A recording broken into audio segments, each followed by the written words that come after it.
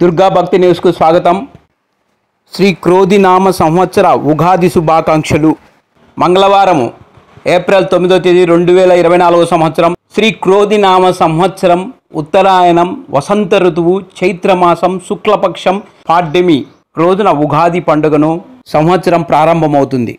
చైత్ర శుద్ధ పాడ్యమి నుండి అంటే ఉగాది నుంచి మనకు నూతన సంవత్సరం ప్రారంభమవుతుంది.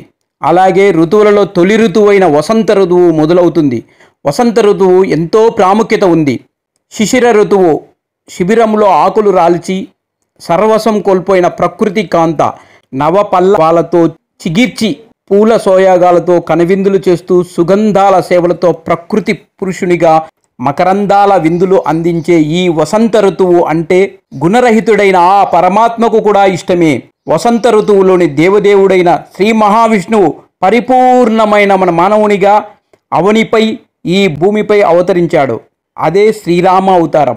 రాక్షసుల యుద్ధాలతో విసిగి వేసారిన సర్వలోకాలు శ్రీరామ జన్మంతో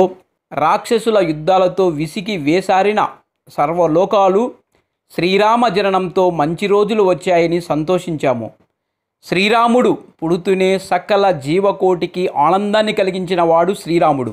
అందుకే సంవత్సరంలో తొలి పండుగ అయిన ఉగాది నుంచి శ్రీరామనవమి వరకు వసంత నవరాత్రులు సంభ్రమంగా సంతోషంగా జరుపుకోవడం ఆచారమైంది.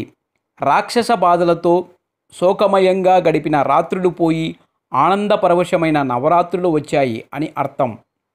ఈ సంవత్సర ఆరంభంలో చైత్ర శుద్ధ పాడ్యమి నుండి నవమి వరకు గల 9 రోజులు వసంత నవరాత్రులు.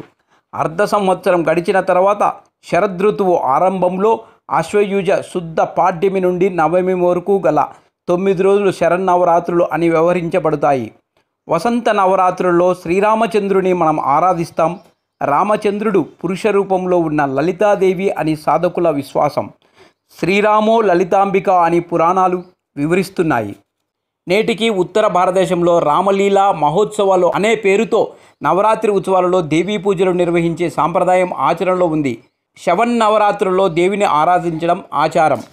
కార్తీకమునందును, మాఘమునందును, చైత్రమాసమునందును, శుక్లపక్షమునందలి పాడ్యమి మొదలుకొని 9 దినములు పగటిపూట అమృతతుల్యమైన రామాయణ కథను శ్రవణము చేయటం మంచిది.